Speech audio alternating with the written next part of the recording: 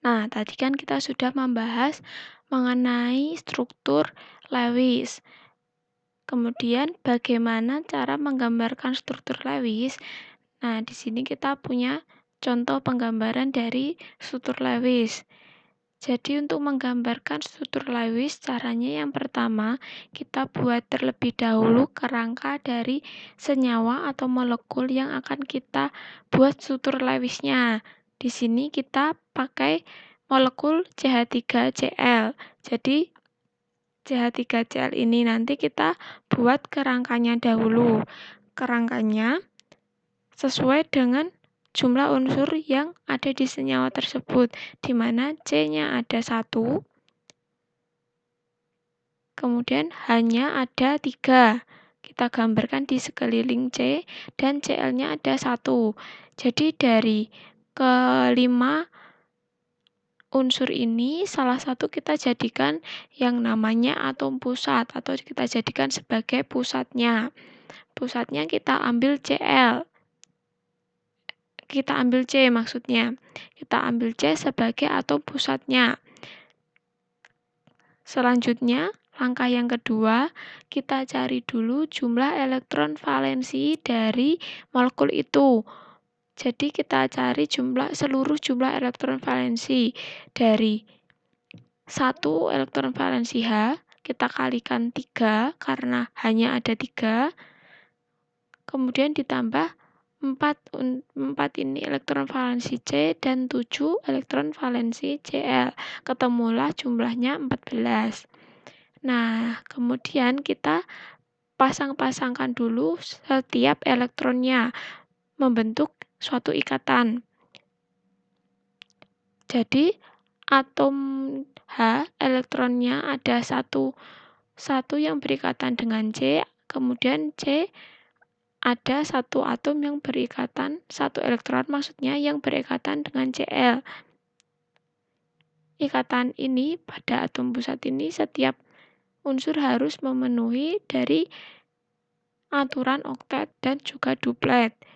Jadi dalam pemasangannya kita sesuai dengan aturan oktet 8 elektron atau 4 pasangan. Jadi kita pasangkan menjadi 4 pasangan.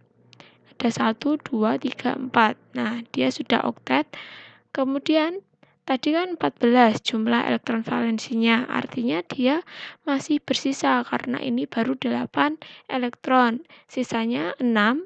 6 ini akan diberikan untuk atom yang belum mencapai oktet. Yang belum oktet kita lihat di sini H kan masuknya duplet karena dia nomor atomnya 2. Jadi dia masuk duplet, setiap unsur ini sudah duplet. H yang ini sudah, H ini juga sudah, yang bawah juga sudah duplet. Nah, untuk C-nya dia termasuk oktet dari ikatannya antara 1 elektron dengan H dan 1 elektron dengan Cl.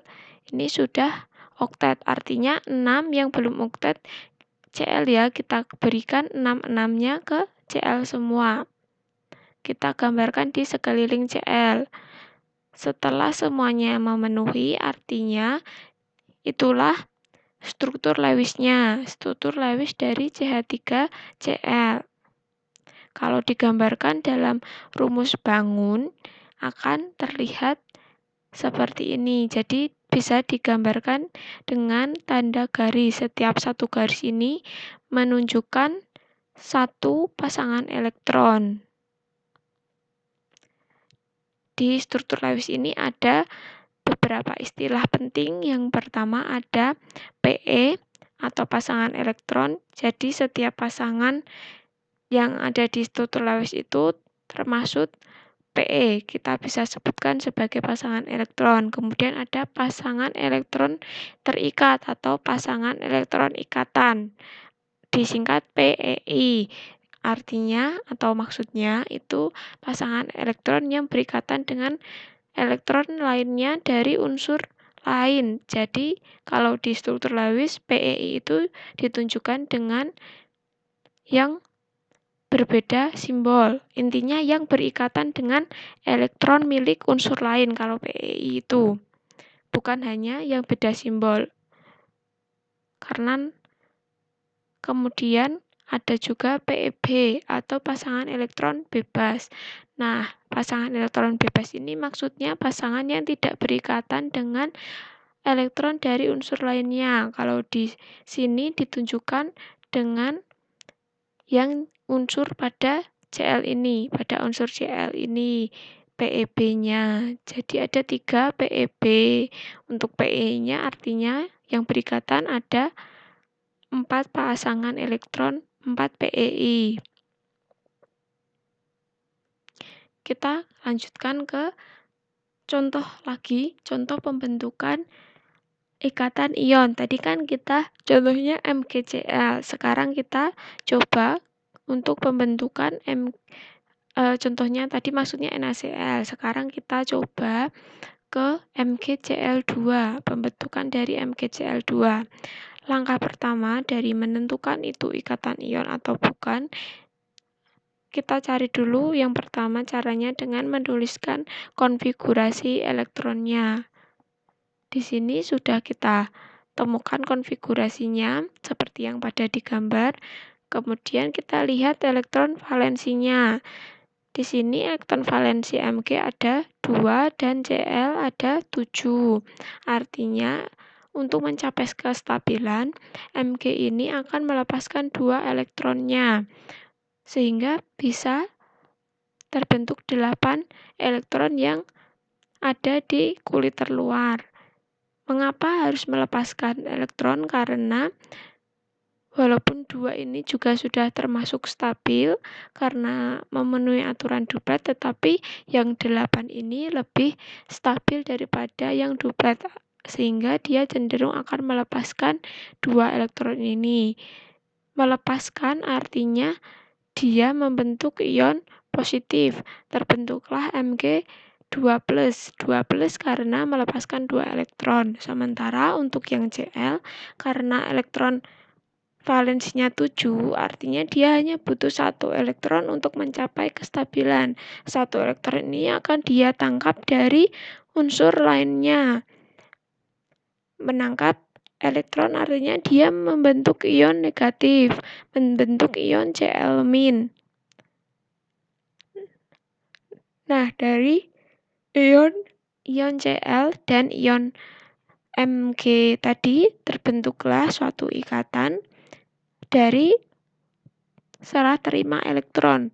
Serah terima elektron karena Mg menyerahkan masing-masing 1 elektron untuk Cl dan Cl menerima 1 elektron dari Mg. Disebut dengan ikatan ion. Kita lihat ke gambarnya. Gambar terbentuk ikatannya. Di sini Mg elektron valensinya 2. Nah, 1 elektron diserahkan untuk Cl, masih 1 elektron diserahkan untuk atom untuk unsur Cl yang lainnya. Artinya di sini Cl-nya terbentuk 2 Cl, membentuk MgCl2.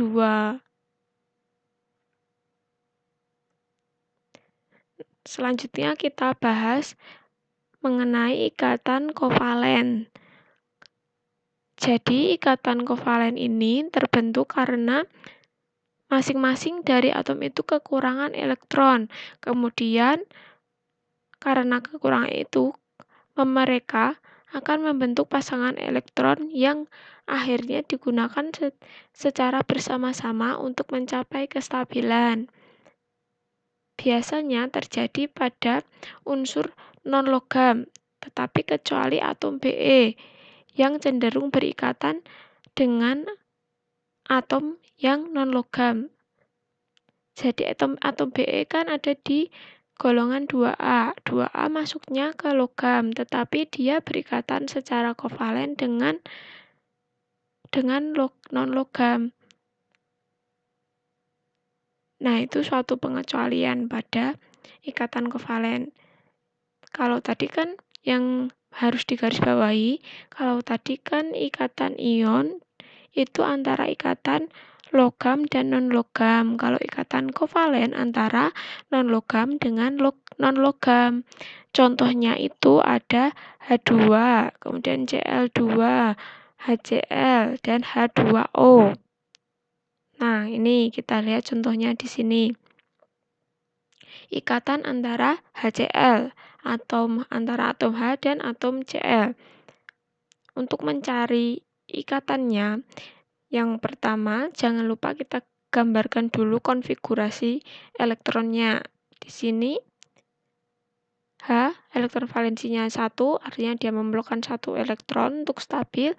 Cl tadi juga memerlukan 1 elektron untuk stabil. Nah, sama-sama kekurangan kan ini. Yang H kurang 1 elektron, yang Cl juga kurang 1 elektron. Masing-masing dari atom H dan Cl ini akhirnya membentuk satu pasangan elektron yang akan digunakan secara bersama-sama agar stabil. Nah, ini satu, kalau digambarkan struktur Lewesnya, satu elektron dari H ini akan berikatan dengan satu elektron yang ada di Cl ini. Tanda silang dan titik ini. Yang tanda silang dan titik ini disebut dengan ikatan kovalen karena dia digunakan oleh atom H untuk mencapai duplet, untuk mencapai stabil, dan digunakan juga oleh atom Cl untuk mencapai kondisi oktet, kondisi stabil. Pemakaian pasangan elektron bersama itu disebut dengan ikatan kovalen. Di sini ikatan kovalen itu ada beberapa macam. Yang pertama itu berdasarkan jenis ikatannya. Ada ikatan kovalen tunggal, ikatan kovalen rangkap 2, dan rangkap 3. Ini berdasarkan pasangan elektronnya, bukan jenis ikatannya. Jadi untuk ikatan kovalen tunggal artinya dia membentuk hanya satu pasangan elektron yang digunakan secara bersama-sama. Kalau ikatan kovalen rangkap 2 artinya ada 2 pasangan elektron yang digunakan secara bersama-sama. Kalau ikatan kovalen rangkap 3 artinya ada 3 pasangan elektron yang digunakan secara bersama-sama untuk mencapai stabil. Contohnya, kalau ikatan kovalen tunggal ada H2. Untuk contoh ikatan rangkap 2 ada O2, ikatan kovalen rangkap 3 ada N2. Contohnya ini banyak, nanti bisa kalian cari referensi lainnya. Untuk kekuatan ikatannya antara ikatan tunggal, kovalen tunggal, ikatan rangkap 2 dan ikatan rangkap 3 itu, yang paling kuat adalah ikatan rangkap 3. Kemudian ikatan rangkap 2 dan yang paling lemah ikatan kovalen tunggal. Kalau di nalar kan ikatan kovalen rangkap 3 punya 3 tangan ibaratnya. Karena dia 3 pasangan yang digunakan bersama-sama. Punya 3 tangan akan lebih kuat daripada yang 2 dan lebih kuat daripada yang 1. Yang 1 yang paling lemah. Kalau nalarnya begitu. Nah, ini contohnya tadi. Contohnya ikatan kovalen rangkap 2 kan O. Bisa dilihat di rumus Lewisnya ini ada 2 pasangan elektron yang digunakan bersama-sama. Simbolnya itu ada 2 garis ini kalau ikatan kovalen rangkap 2. Kalau ikatan kovalen rangkap 3 ada 3 garis. Ada 3 pasangan elektron yang digunakan bersama-sama. Contohnya N2. Kemudian berdasarkan polaritasnya, ikatan kovalen ini juga dibedakan menjadi ikatan kovalen polar dan non-polar. Ikatan kovalen polar itu ikatan antara atom-atom yang memiliki perbedaan keelektronegatifan. Contohnya HCl, HBr, dan H2O. Sementara ikatan kovalen non-polar itu ikatan antara atom-atom yang tidak memiliki perbedaan keelektronegatifan. Contohnya H2, CH4, dan BF3. Nah, kepolaran dari suatu senyawa itu bisa ditunjukkan dengan jika jumlah momen dipolnya 0, artinya dia nonpolar. Kemudian kalau jumlah momen dipolnya lebih besar daripada 0, artinya dia polar. Lalu kalau dilihat dari bentuk molekulnya, bentuk molekul simetris itu termasuk nonpolar.